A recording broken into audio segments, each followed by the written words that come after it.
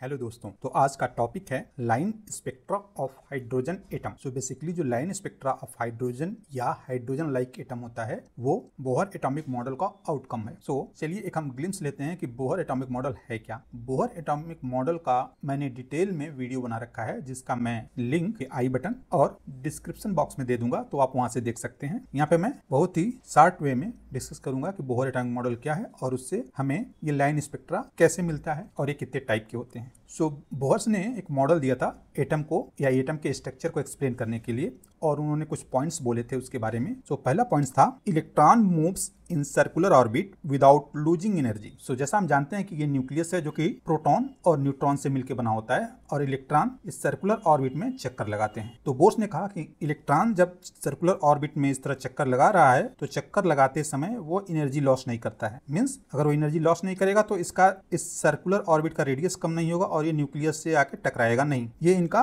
पहला पॉइंट था। दूसरा पॉइंट इन्होंने क्या बताया, angular momentum quantized. Means angular momentum fixed होता है ऑर्बिट्स का, या यूं कहें इलेक्ट्रॉन सारे ऑर्बिट्स में चक्कर नहीं लगाते बल्कि कुछ खास ऑर्बिट्स में चक्कर लगाते हैं जिनका एंगुलर मोमेंटम क्वांटाइज होता है। बेसिकली वो इंटीग्रल मल्टीपल ऑफ, अगर एंगुलर मोमेंटम को L से डिनोट करें तो ये इंटीग्रल मल्टीपल ऑफ h/2π होता है, where n is the integer and h is the Planck constant. So अगर इस n = 1 के लिए यहाँ पे इसका एंगुलर मोमेंटम h/2π होगा, इसका 2h/2π, 3h/2π and so on. इनके बीच में भी ऑर्बिट्स होंगे पर इलेक्ट्रॉन उनमें मूव नहीं करता। और इनका लास्ट पॉइंट था इलेक्ट्रॉनिक ट्रांजिशन के बारे में, कि पहले पॉइंट में इन्होंने बोला था कि इलेक्ट्रॉन मूव्स करता है तो एनर्जी रेडिएट नहीं करता, बट अगर इस इलेक्ट्रॉन को हम कहीं से एनर्जी दें तो वे एक्साइट होके higher energy orbits like n2, n3 and so on में जा सकता है। फॉर एग्जांपल अगर हम इसे सफिशिएंट एनर्जी दें तो ये एक्साइट होगा और ये हायर ऑर्बिट्स में जाएगा और वहां से वो एनर्जी लूज करके जब लोअर ऑर्बिट में आएगा तो ये रेडिएशन इमिट करेगा।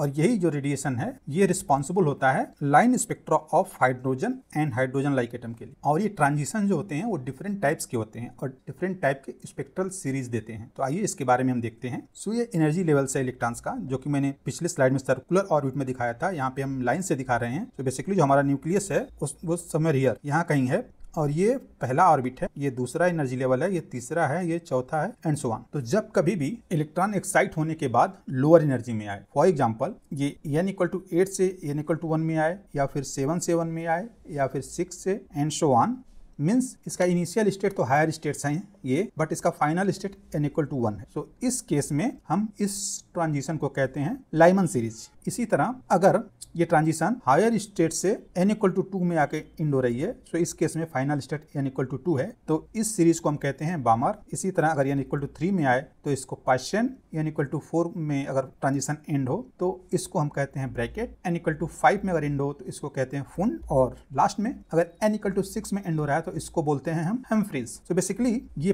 5 ट्रांजिशन काफी इंपॉर्टेंट है, इससे प्राय क्वेश्चन पूछे जाते हैं। अगर हम इसको टेबल के फॉर्म में रखें तो ये कुछ इस तरह दिखेगा। सो पहला कॉलम सीरीज को दिखाता है कितने टाइप की सीरीज है यहाँ पे। दूसरा कॉलम दिखाता है कि इसके फाइनल लेवल क्या है, कि ट्रांजिशन एंड कहाँ पे होता है। सो लाइमन के लिए जैसा मैंने बताया 1 में, इसके लिए 2 में, इसके लिए 3 में and so on. And these are the reason, ये काफी इंपॉर्टेंट है। तो लाइमन सीरीज जो है वो अल्ट्रावायलेट रीजन में लाई करती है, बामर विजिबल में, and Paschen near infrared, Brackett infrared and Pfund far infrared. So basically last की जो 3 है वो इंफ्रारेड रीजन में लाई करती हैं। और ये ट्रांजिशन है। सो आप देख रहे हैं कि ये 1 पे एंड हो रहा है, ये 2 पे, 3 पे, 4 पे एंड 5। तो इस टेबल को आप याद रखिएगा, इस टेबल से ही डायरेक्टली क्वेश्चन पूछ दिए जाते हैं। अब इस ट्रांजिशन में जो हम रेडिएशन देते हैं उसकी एनर्जी क्या होनी चाहिए या वेवलेंथ क्या होना चाहिए, उसके लिए फॉर्मूला दिया था जिसको बोलते हैं रीडबर्ग फार्मूला। सो ये है रीडबर्ग फार्मूला, 1/λ = RH, RH जो कि रीडबर्ग कांस्टेंट ऑफ हाइड्रोजन एटम है, इन ब्रैकेट 1/n1² - 1/n2²। और यहाँ पे RH की वैल्यू होती है 1.097 × 10⁻⁷ मीटर इनवर्स। यहाँ पे n2 is greater than n1। तो इस फार्मूले से भी डायरेक्टली क्वेश्चन पूछे जाते हैं। चलिए कुछ मल्टीपल चॉइस क्वेश्चन करते हैं जो प्रीवियस ईयर कॉम्पिटिटिव एग्जाम से लिए गए हैं। तो पहला क्वेश्चन है, the series of line in the hydrogen spectrum that lie in the visible region is, और ऑप्शन है लाइमन, बामर, पाश्चियन एंड ब्रैकेट। तो यहाँ पे कौन सा ऑप्शन सही है? जी हाँ, बिल्कुल correct, Balmer is the correct option और Balmer is the correct answer. Balmer series and it lies in visible region, जिसका रेंज क्या होता है? 400 से 700 नैनोमीटर होता है। अगले क्वेश्चन की तरफ बढ़ते हैं। Which transition in the hydrogen atom emits radiation of the longest wavelength? And option option ये है n इक्वल टू 2 से n equal to 1, n equal to 3 से n equal to 2, n equal to 4 से n equal to 1 and n equal to 5 से n equal to 2। तो कौन सा option सही है यहाँ पे? लॉन्गेस्ट वेवलेंथ पूछ रहा है, मींस लोएस्ट एनर्जी। और इनमें से अगर हम देखें जो बॉमर सीरीज होती है n इक्वल टू 3 से n इक्वल टू 2, वो स्मॉलेस्ट एनर्जी डिफरेंस, इसको आप कैलकुलेट कर सकते हैं, जो रीडवर्क फार्मूला मैंने बताया, तो ये स्मॉलेस्ट आएगा। सो इसलिए यहाँ पे ऑप्शन बी इज करेक्ट। अगला क्वेश्चन है, in the hydrogen spectrum the transition from n equal to 4 to n equal to 2 correspond to. अब बताइए कौन सा ऑप्शन सही है यहाँ पे?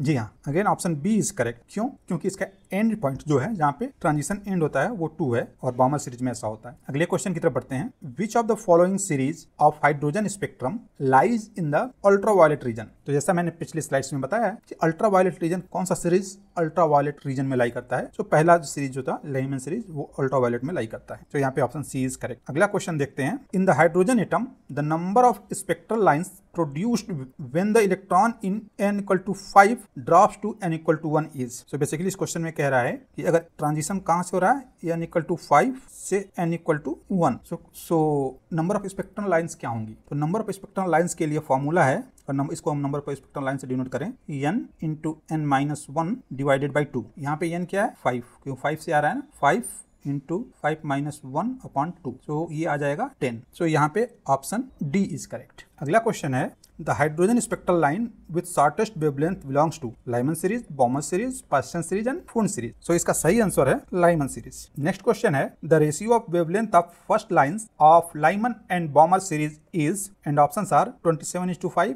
5:27, 4:3 एंड 121:97। सो ये न्यूमेरिकल है, सो इसको आप इस तरह कुछ सॉल्व करें। यहाँ पे ऑप्शन ए इज करेक्ट और इसका एक्सप्लेनेशन है। सो लेमडा का ये फॉर्मूला है, 1/λ ये होता है, तो लेमडा में यहाँ पे -1 आ जाएगा।